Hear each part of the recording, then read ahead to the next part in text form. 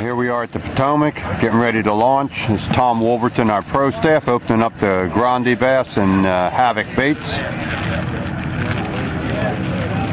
And we'll be launching pretty soon. I'm going to need these Grande B.A.S. on that dirty jig today. The water's high and dirty.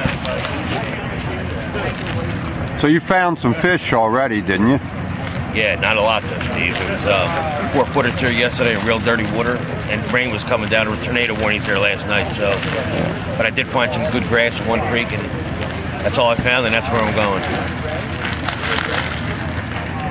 Then I'm going to sneak into spoils and try that. I'm not counting that out. I got a 2.5 tied on. I think the bulk of your bait in the muddy water is going to help. I took the 1.5 off. I used the 2.5. Yeah. What color is it? Orange and white, real bright one. Because the water's going to be dirty. We had probably 3 inches of rain. Go on fishing, brother. Some of these guys have been there for 4 days. They practicing. But they're not going to have what they had in practice, I don't think, with all that rain and high water. Oh yeah. Might be tougher. I might as well get my rain pants on. Not much wind at all. Nice day. It's going to be 66 and sunny. Wind's going to come up 20 to 25. I heard by 11 o'clock. There'll be some gusts that are a little bit higher, but it's nice to be back in the creeks and stuff. It'll be fine, especially with those high banks and stuff. Yesterday there was 3.5, 4 foot waves in Piscataway Creek. Inside the creek. It was coming out east today. It's going to blow out in the southwest, so it's blowing into the creek. There's a lot of fish, but we did find some grass in one creek. There's some fish on it, so hopefully they're still pulling in at night and we can catch them. See how muddy the water is when we get there. I think that those baits we talked about will do it. The high water, I might have to go to the bank and fish the hard cover. Right.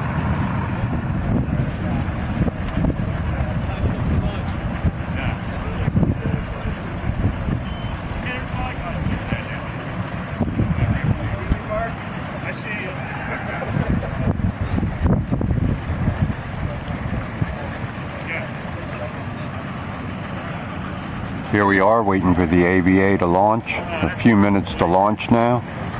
Hopefully we'll be on some good fish today. We'll see you guys in a minute.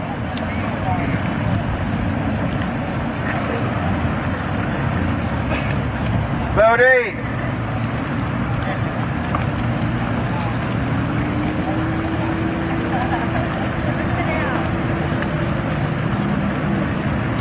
Boat 9.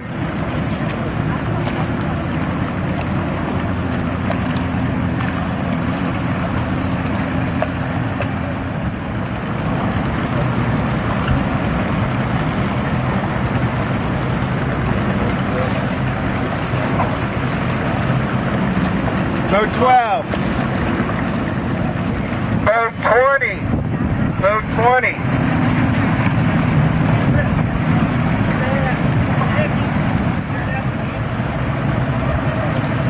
Boat 30. You guys relax. 31.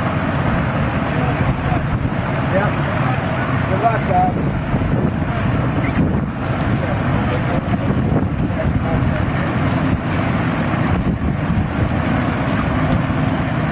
You got that?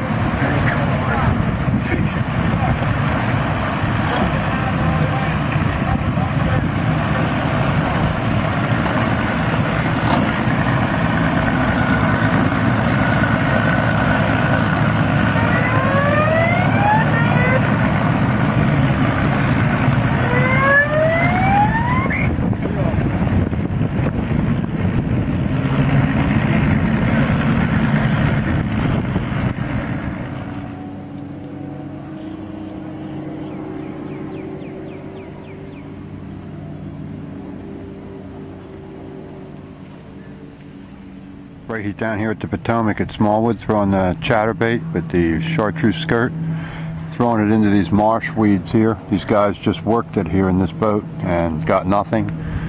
Throwing a rattle trap and a worm, I threw the chatterbait out right into the weeds here. Caught this nice one. This is a keeper. Okay, you can see what he came out of here.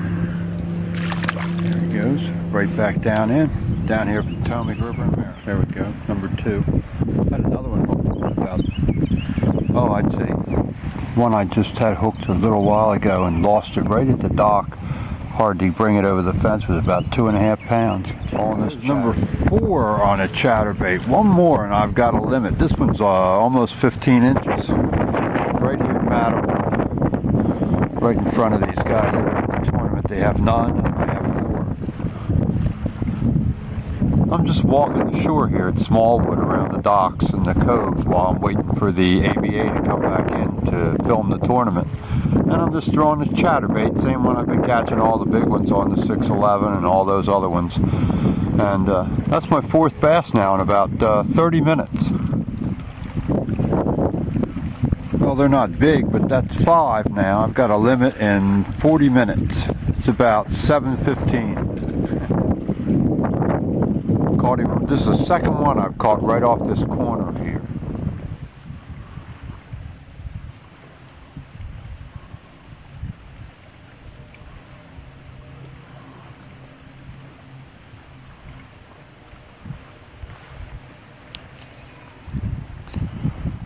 This is Mallows Bay in Nanjamoy. We have 4. We caught 4 quick ones.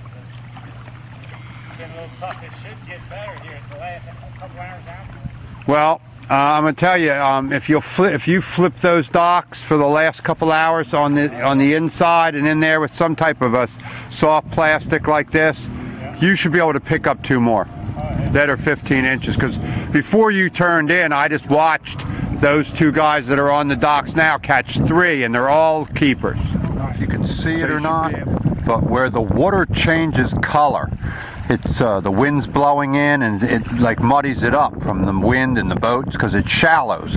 But you'll see there's like dark sections and it looks like shade, like a shade line. Well, where the water is dark around the edges of the lighter colored water, that's the grass, and the bass are holding right on the edges there where it gets dark, where it goes from light to dark. They're right on the edge, on the transition line of that. That's where all the keepers I've caught have been, and I just lost one here in the rocks right out there on that line of grass. There was about 2.5 pounds.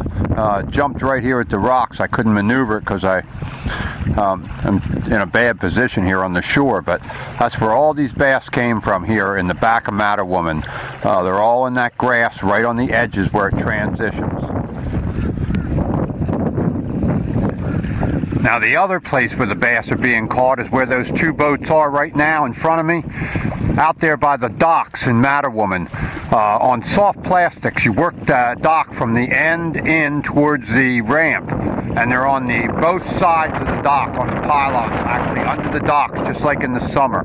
On soft plastics, Grandy bass worms, sweet beavers, havoc type baits pegged on a little tungsten weight, either on a spinning rod or a light line bait caster, and these guys are catching them out there, all keepers, all 15 to 18 inches. Okay, there's another one. Grandy bass worm, megatail. This one's about 14.5 inches, maybe 15, it's hard to say. But he's hit right here in the docks, and I'm in the very back of the cove here in Matterwoman. He's right here behind this guy fishing in the red jacket, and there's the weigh-in up there on the left for the ABA, and here they are right here, and they're right here on the transition where the water turns from light to dark. They're on the edges of it in the grass.